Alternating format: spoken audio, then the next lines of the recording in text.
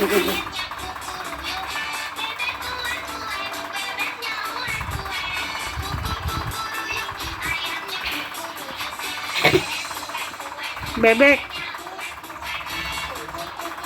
Kukur yuk. Bebek lagi masih. Iya, jangan diri lagi, nggak apa-apa, is oke.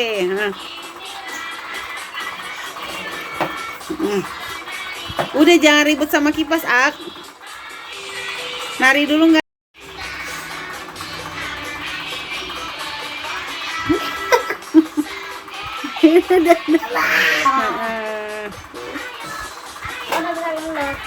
Iya, pintar, hebat.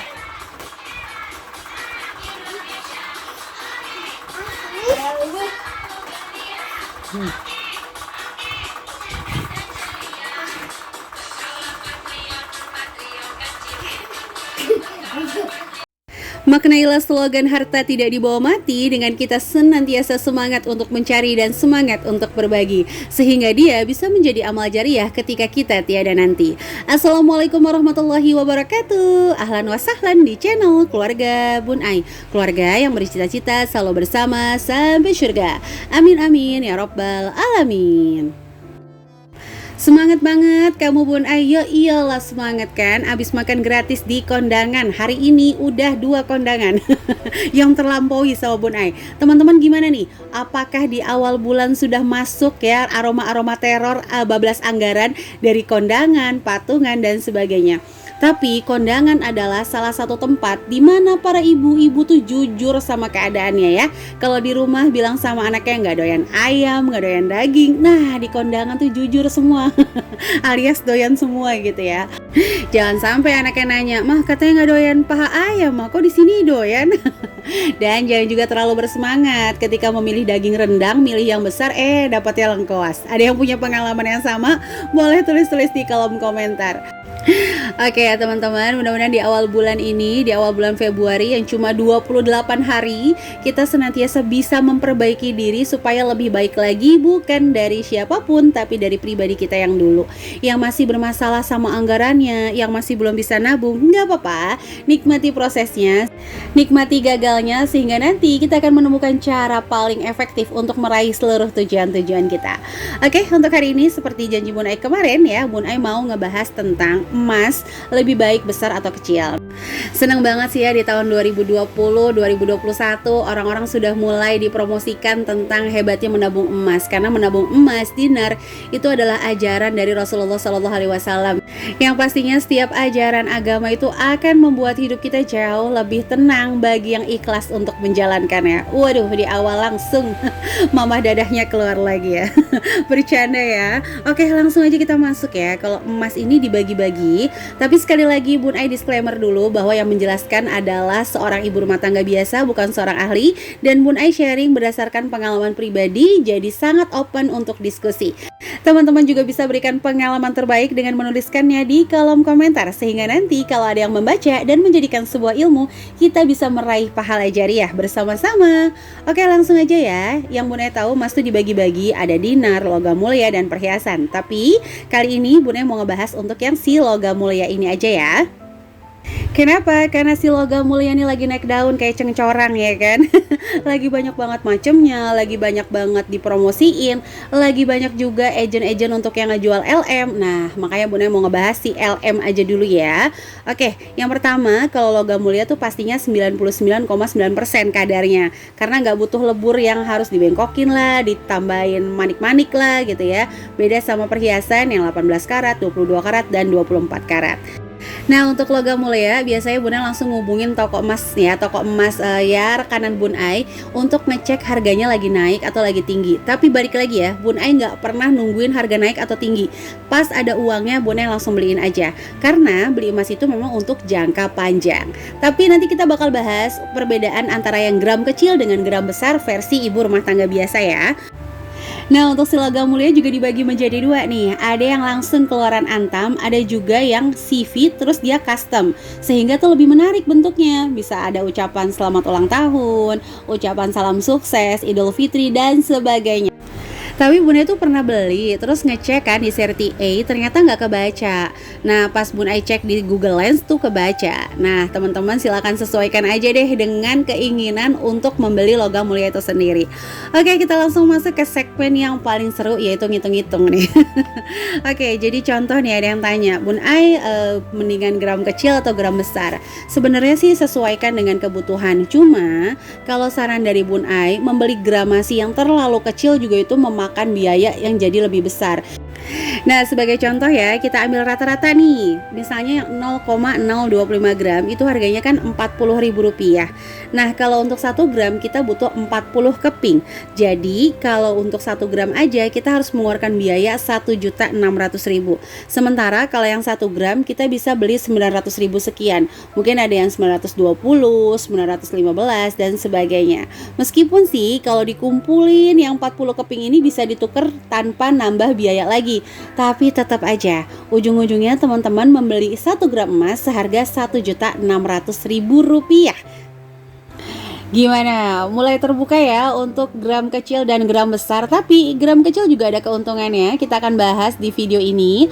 Nah, teman-teman silakan sesuaikan aja sih dengan kebutuhannya masing-masing. Karena memang logam mulia ini kan investasi untuk jangka panjang. Sementara kalau ngumpulin misalnya dengan koin 40.000, ketika dijual kembali misalnya jadi 36.000 atau 37.000 gitu. Kalau menurut Bun Ai pribadi nggak terlalu memberikan ruang fleksibel untuk dibelikan sesuatu. Tapi kalau teman-teman ngerasa cocok dengan yang kecil-kecil itu, nggak apa-apa juga. Karena setiap yang kita lakukan, keputusan yang kita ambil juga pasti ada untung dan ruginya. Sama gramasi kecil, selain harganya lebih mahal juga punya keuntungan. Apa aja keuntungannya? Kita langsung bahas di poin ini nih. Nah, untuk gramasi kecil dan gramasi besar ini masing-masing orang tuh punya persepsi yang berbeda ya. Kalau menurut Bun Ai sih besar mulai dari 1 gram, 5 gram seperti itu. Kalau 100 gram, 50 gram itu udah besar banget. Kalau teman-teman gimana nih? Apakah gram yang besar itu harus 50 atau 100 gram? Wow, boleh-boleh dong tulis-tulis nih di kolom komentar.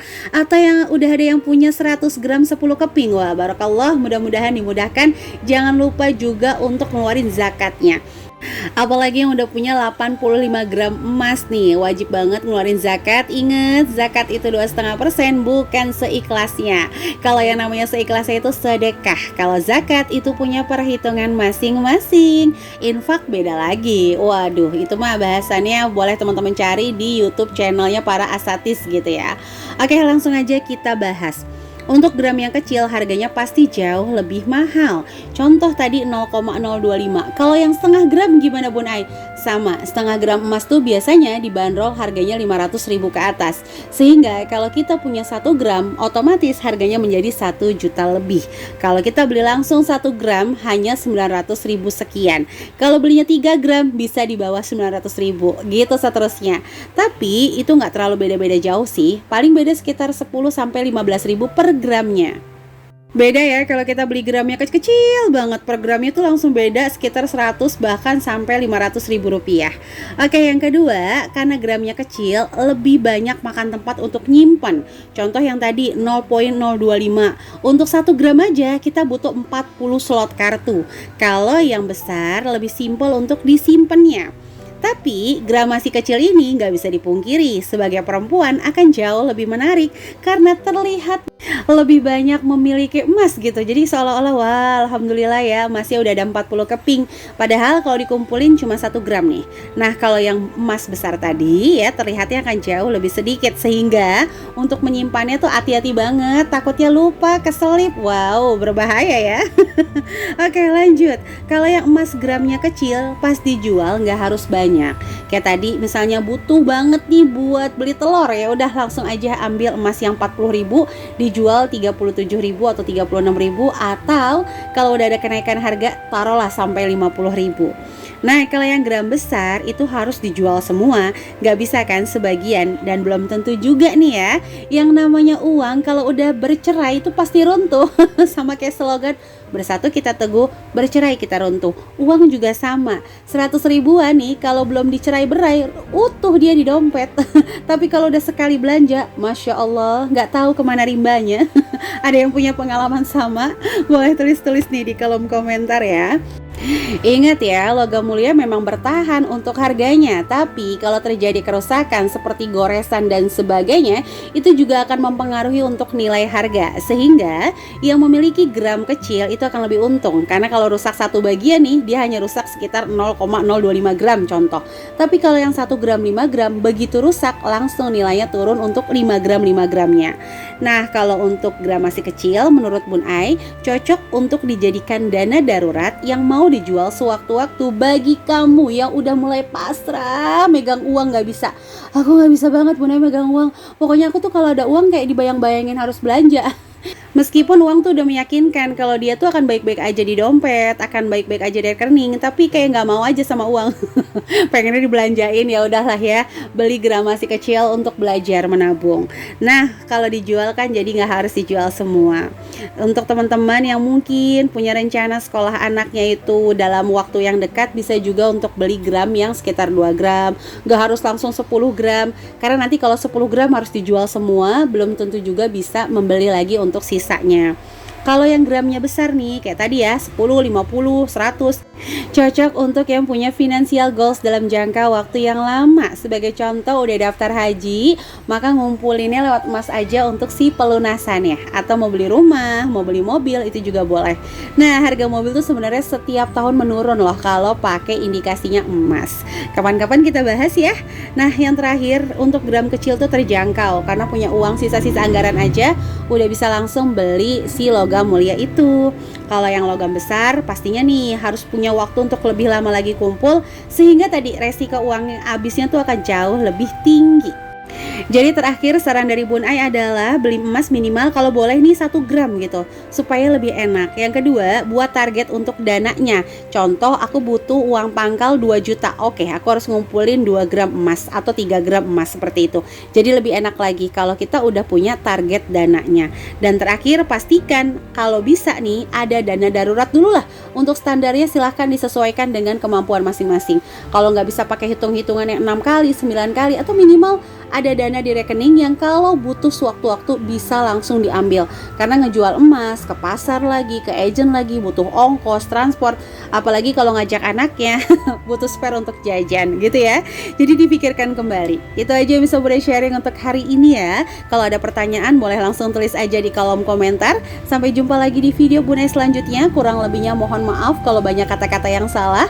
Wassalamualaikum warahmatullahi wabarakatuh.